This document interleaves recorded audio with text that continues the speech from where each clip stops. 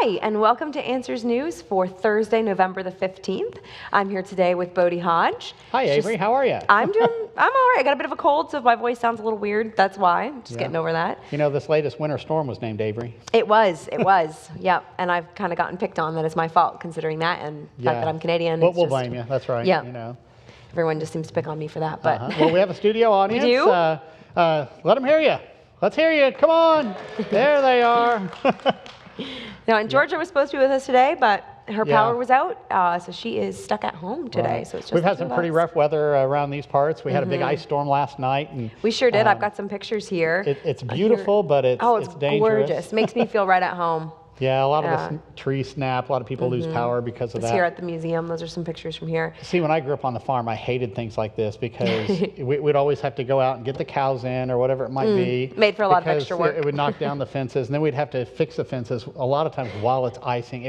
I hated it. That sounds like fun. So fun. Oh my goodness. And this was my house this morning, or my apartment when we woke up. There had been a tree that fell right over top of our bedroom, so that was fantastic. Thankfully, it didn't do too much damage. It just wrecked the tree, which was a really nice tree. Those big oak trees in the back. They're hardly phased. Yeah, they were fine. They like this kind of stuff. I'm not sure what kind of tree this was, but yeah, it didn't take too well. And then, oops, how did pictures of my kids get in here? Oh, I don't know how that happened, but there's a picture of my daughter. That one pop up.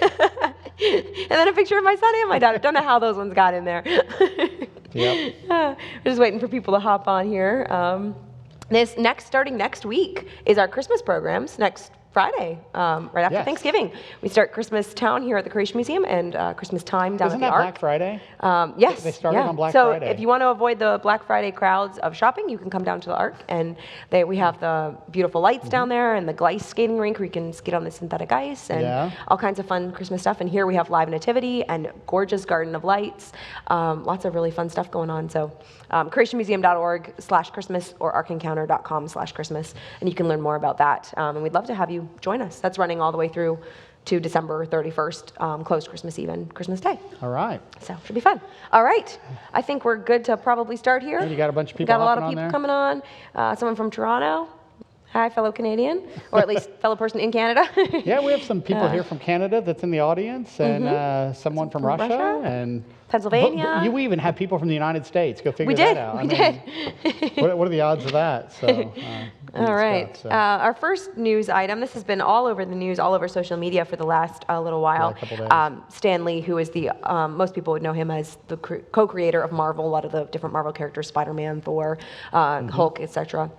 Passed away on Monday at the age of 95. 95 years old. He was brilliant in a lot of his creativity. For those of you who are familiar with him, he's been around for a long time. He's probably probably the most popular cartoonist. Who did a lot of the comics and things like that. Probably, that might be out there, but a lot of brilliant things. Now, this particular article, we have one here. What Marvel Comics co-creator Stan Lee believed about God, religion, and the afterlife. And I thought, well, that's interesting, because a lot of people are talking about that right now, What did he believe? Because, they'll see some of these movies and some of the things he did, and you see a lot of Catholicism in there. And so some people might think, oh, well, maybe he was Catholic and that sort of thing. But no, not really at all. He's an agnostic. This interview was done with Jim McLaughlin. If I'm saying that, McLaughlin, I'm probably botching the name there, because you know what, I don't always get those right. With Jim. With Jim, We'll right. go with Jim. He was a Wired writer, and still is as far as I understand. But he says that Stan Lee was actually an agnostic, and claimed to be a humanist, and was skeptical about God and that sort of thing. He did make some comments about saying that he believed in some sort of a God and an afterlife, but when you try to find out a little bit more about, well, what does he mean by God? It was some sort of imperfect God, and he just didn't know for sure if he even existed. So it was definitely not necessarily the God of the Bible. If anything, maybe some sort of deistic view, something like that. But he did think that, if you live a good life, there's something for you afterwards. He counted on some sort of a reward, and I thought, well, that's interesting. When we look to God's word, we see that it's faith in Christ, not your good works don't contribute anything towards salvation. It's your putting your faith and trust in Jesus Christ. Now, he grew up Jewish. Jewish is his background, so I can understand him having, certain views in there, but, he clearly moved over to more of an agnostic and a humanist, and I think he affirmed that all the way up toward the end. And I mean, you see a lot of humanistic, you think evolution, millions of years, agnosticism. Yeah, Very similar things that Bill Nye believes.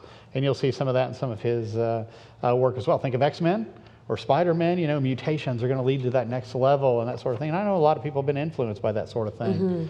But yeah, I mean, as far as I know, he had no belief in the Son of God, Jesus Christ. So yeah, it's pretty sad. That's the sad part, yeah. All right, this next one comes from Science Daily. Elusive star has origins close to Big Bang. So this is talking about a star that they believe is 13.5 billion years old. It's a small star with a very low mass and very low metal content in our own galactic neighborhood. Yeah, they have this. They have this big probe that they stick into it to see if there's any. No, not quite. Not quite how they do that. Yeah, it's an inference based on. It is an inference, and you know there is a lot of assumptions behind that. Number one, but I mean those are things we need to consider. You know, when we're out there looking at these kind of things. We need to step back and compare this to God's Word. Right, yes. First off, I mean, there isn't the 13.5 billion years. God created everything in 6 days. He rested on the seventh. That's not too hard for an all-powerful God. But, you know, we look at some of this kind of stuff, and, you know, this is different than what they were expecting to find. And I think that kind of throws them off. And so they say, oh, well, maybe this is an older type of star. They also say that now our galactic neighborhood might be 3 billion years older than they previously thought. So wow, they just happen to be off by all these billions of years. Changing up what they think. But the star has a super, super catchy name. I mean, when these astronomers name these stars, they pick catchy names. This star is named 2-mass J180820002-510437-8B. I thought my social security number was hard to remember. Oh my really catchy. I wouldn't want to be the one doing the scientific paper on this, having to type that out a bunch of times. Right. Yeah, either way, there's a lot of assumptions behind it. Here's something that I thought was interesting in the paper. As recently as the late 1990s, researchers believed that only massive stars could have formed in the earliest stages of the universe.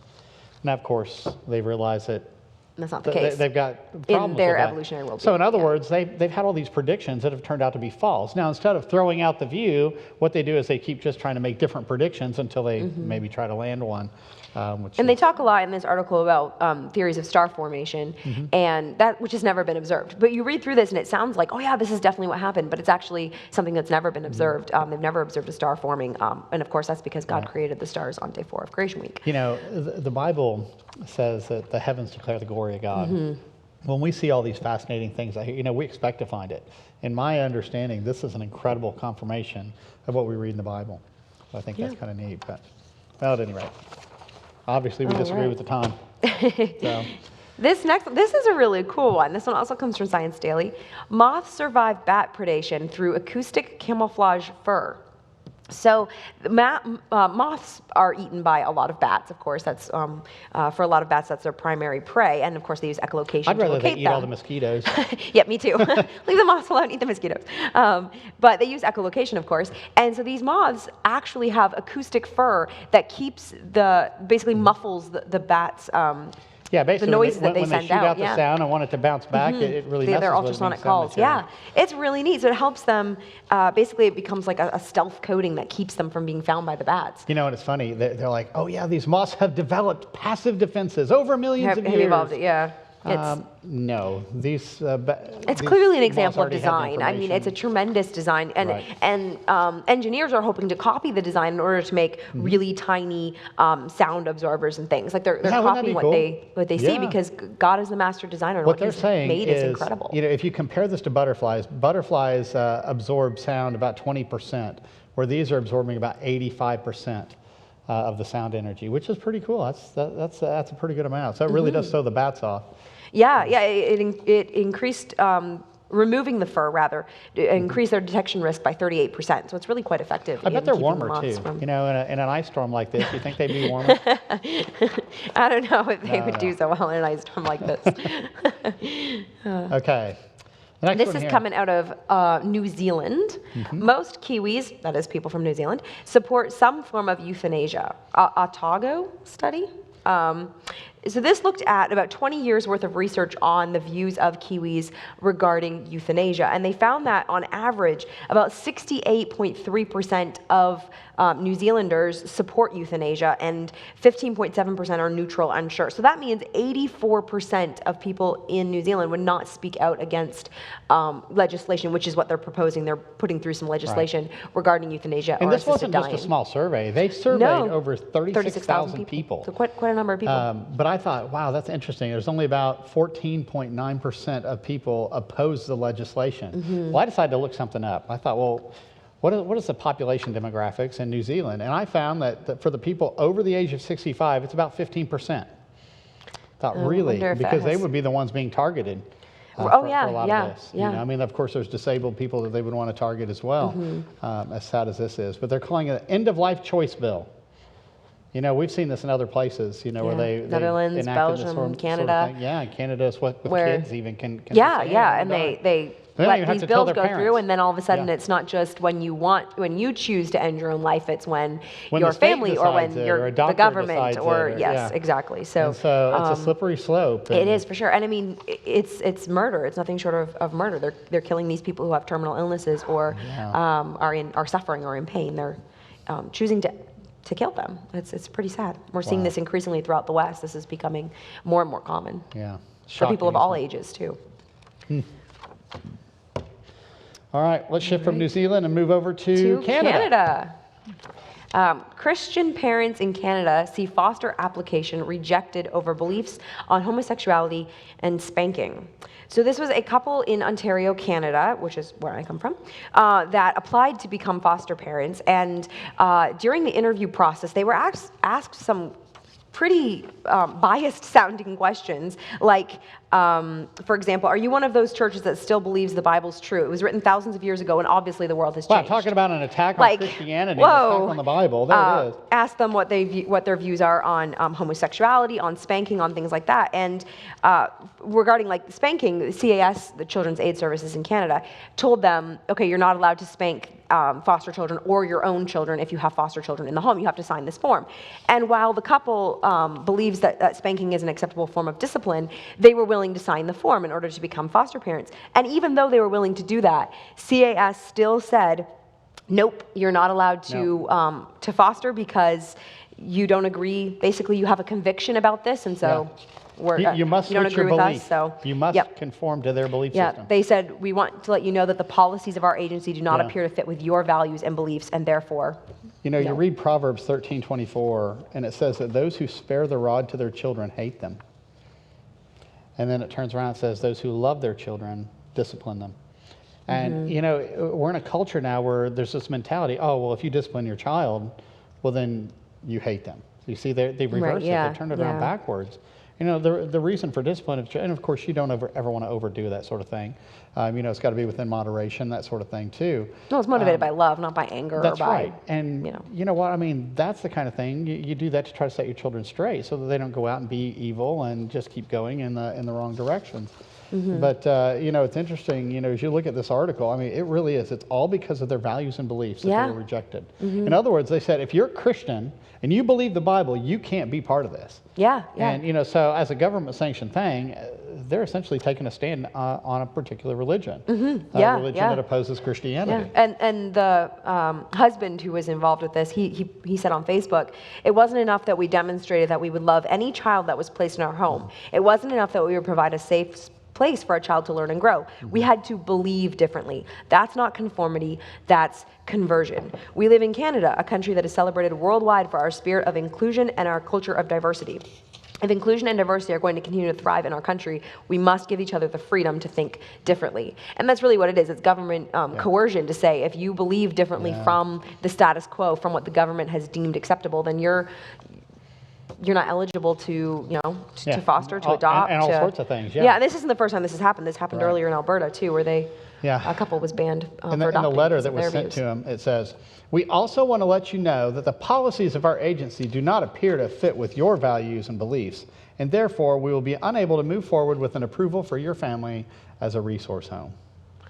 It's pretty crazy. So it's basically, pretty sad. because you're a Christian, it's an attack on Christianity. And it's really, I mean, becoming all about issues mostly regarding the whole LGBT ideology. If you do not agree with what the government says on this, if you have religious convictions that are opposite of that, then you can't hold those beliefs and still, it's interesting. There was a lawyer that made a statement that's recorded in the end of this article. It says, the government has no right to discriminate on the basis of religion when looking at couples who are seeking to adopt. For example, you can't say that someone can't become an adoptive parent because they're Muslim, they're Jewish, or because they're evangelical Christian. I mean, you can add atheist in there or so forth. I mean, imagine if somebody would have came up and said, well, you guys are atheists, so you can't be Imagine the outcry there would be against that. People everywhere, would be furious. Yeah. But, well, good for these Christians for at least trying to stand strong on this. But shows the attacks. Our next one also comes from Canada. Still Canada, huh? Yeah. There's a number in here on Canada. There are. Yeah, the next one is from Canada. First, you brought Canadian weather down here. Atheist United Church minister keeps her job as heresy trial called off. So this is from Toronto, Ontario. So there's a denomination, it's the largest denomination in Canada, the United Church, which is a very, very liberal denomination. They have a pastor in one of their churches in Toronto who is openly an atheist. And so after she made some remarks in 2015, they basically were like, oh, maybe she shouldn't be a pastor. And so they kind of, there's this trial going on. They just settled it and dropped it out of court. Of a church, right? But it's crazy. Like they basically decided that the church's core values that they hold on to are faith in God and inclusivity. And so in order for them to be inclusive, they need to allow this atheist pastor to continue in the pulpit. So that means their belief in God needs to go. Exactly. Yes. That's really what's happening. Yeah. I actually looked up, with the Uniting Church, and I've got it here, and I wanted to pull it up because I wanted to read it. Because they have this statement of beliefs, some doctrinal statements that go back to about the 1940s or so. Yeah, in the 1940s. But by and large, that stuff is thrown out. Oh, yeah. And here's what they say with regards to faith in the Bible.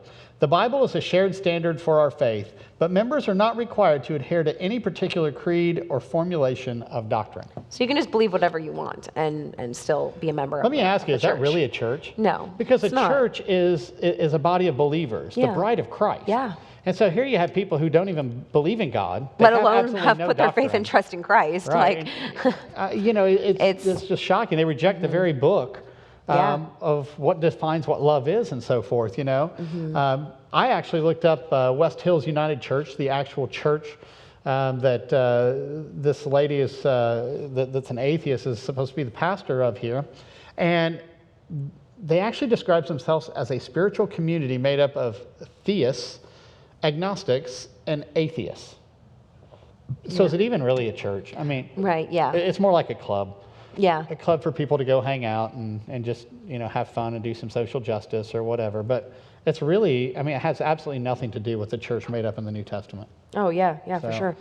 But it goes to show how far secularism, atheism, and so forth have infiltrated churches. Because if you were to look at this church back in the 1940s, they had a fairly strong belief system. Quite different, yeah. And yet you've seen that shift and change over these years. And you know what? I would suggest this isn't the only place.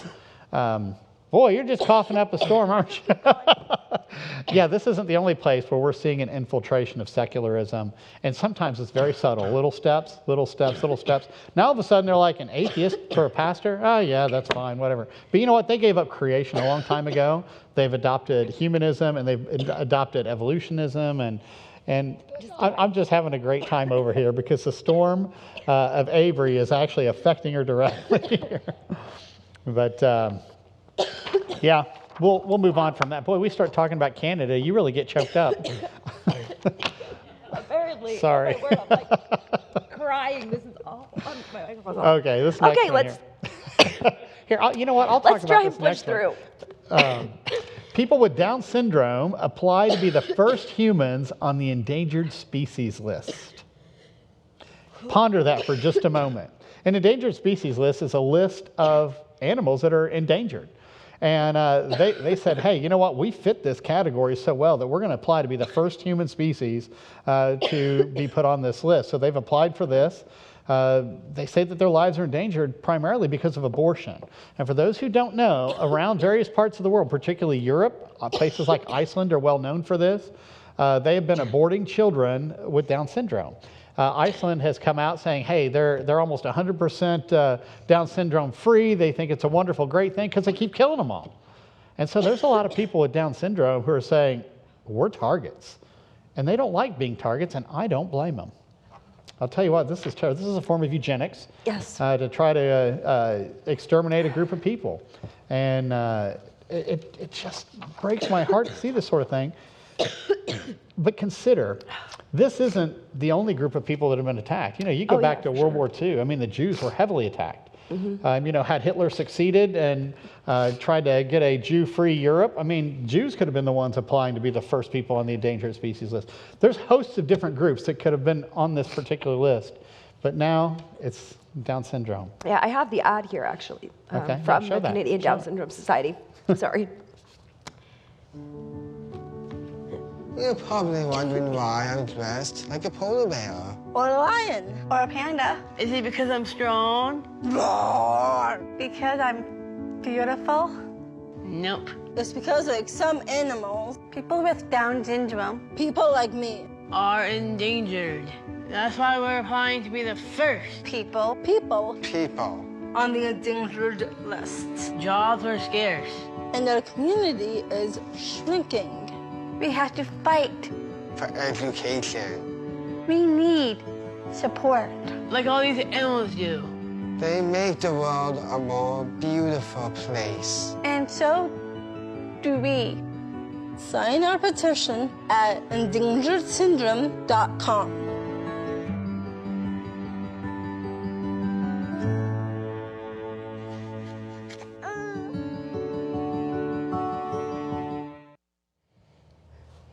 All right. Hopefully I'm okay now. We'll see. All right, well, let's see how this goes. I had somebody ask, well, where's Ken? Where's Georgia? Georgia is out with bad weather. Ken couldn't make it because he's actually in a lot of meetings throughout the day, and he was actually off site for a time today. When we first showed up here at the Ministry of Answers in Genesis, the power was out. Yes. So we had some emergency power and a few things going on. So I was looking through Answers news items in a little dark shadow of the building. But thankfully, the power came back on. Yeah, it did. It came back on about 11 o'clock. But yeah, a lot of people have been without power in this particular area for quite some time. So be praying for people in our area. Be praying for Avery. Apparently, I'm dying over here. All right. Yeah, so that is a pretty touching ad. Be praying for those with Down syndrome as well. Yeah. That has come to that they, have to put out an ad like that. It's pretty sad. Yeah, a lot of kids that I've seen with Down syndrome are so incredibly sweet. It's just fascinating. All right, next article. Girl Scouts sue Boy Scouts over trademark as boys welcome girls. Boy, you could just see this kind of stuff happening, couldn't you? Actually, this is not quite what you think. Boy Scouts, I don't know if you guys are familiar with what's been going on with Boy Scouts. They've been allowing girls to come in. And as a result of that, they're actually opting to try to change their names to Scouts of America. And apparently, Scouts is owned by Girl Scouts. So they're actually fighting over a trademark saying, hey, you're not allowed to use our name is really what it is. And so that's really where the battle is. At first, even by this headline, headlines can sometimes be deceptive. And as I first saw this, I thought they're suing Boy Scouts over allowing girls to come in. I'm like, what's going on? Because, the Girl Scouts will actually allow certain boys to come in as well that, pretend to be girls and that sort of thing. So I'm like, well, what's going on? It wasn't until I actually realized, the gist of this goes back to the name Scout.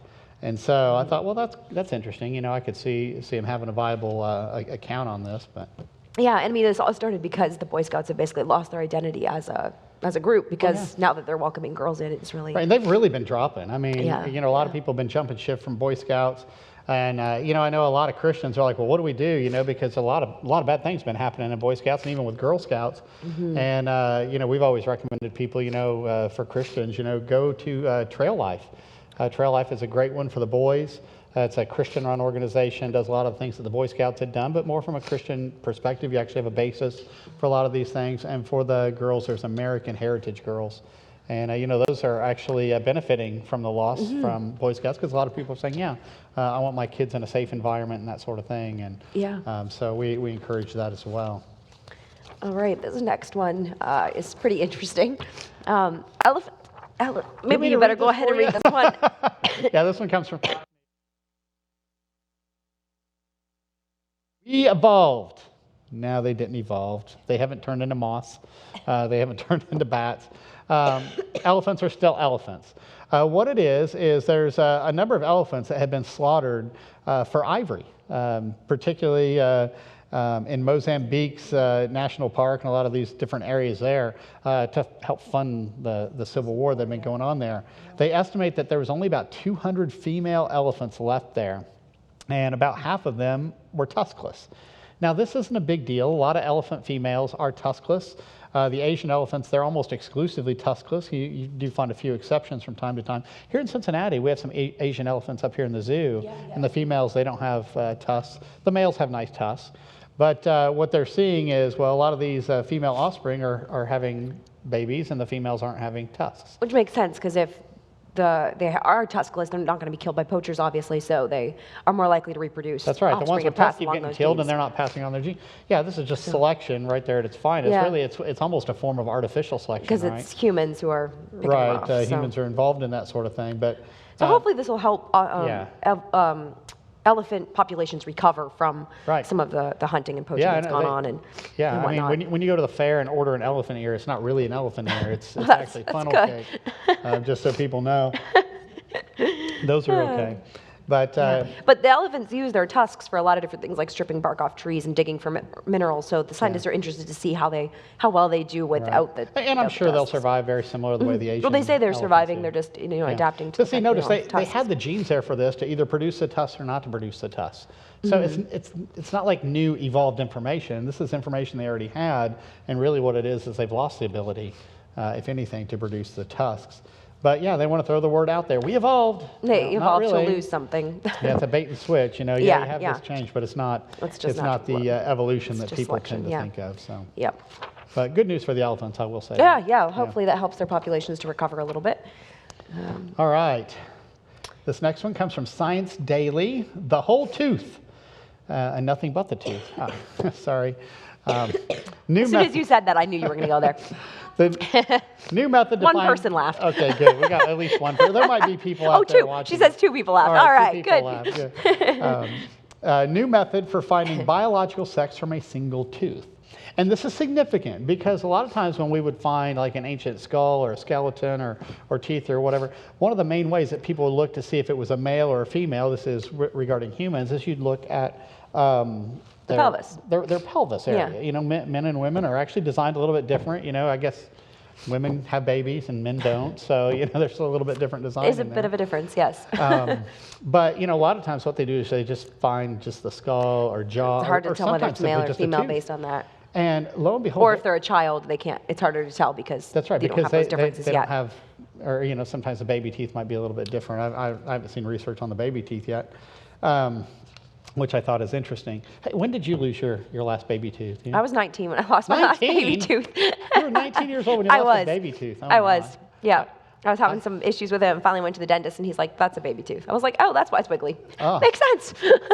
19 years old. Yeah, and he was all worried. You were an adult when you lost baby teeth. I know, it's sad. And he was worried. The dentist was worried. Should they call them like toddler or youth teeth now? Or teenage teeth? I don't know. Oh. He was worried when he pulled, if he pulled it, the other one would never come in, the adult tooth, because it hadn't come in so many years. Yeah. And it came in fine, so I don't know what the problem was, but. Okay. Yeah. Well, this is interesting. Here's what they did. They actually did some research on teeth. They actually did this with quite a few. I think I can't remember the exact number. Was it maybe 40 enamel samples from 25 individuals. From 25 individuals. Yeah. And what they did is they actually looked up, because what they could find is a particular gene that was with it. Well, they actually called it immunogenin is what it is.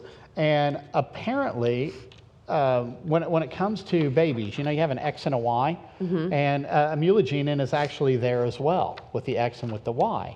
But what's interesting is they found that that's also in teeth. And so they thought, hey, maybe there's an X and a Y found in this immunogenin in the teeth.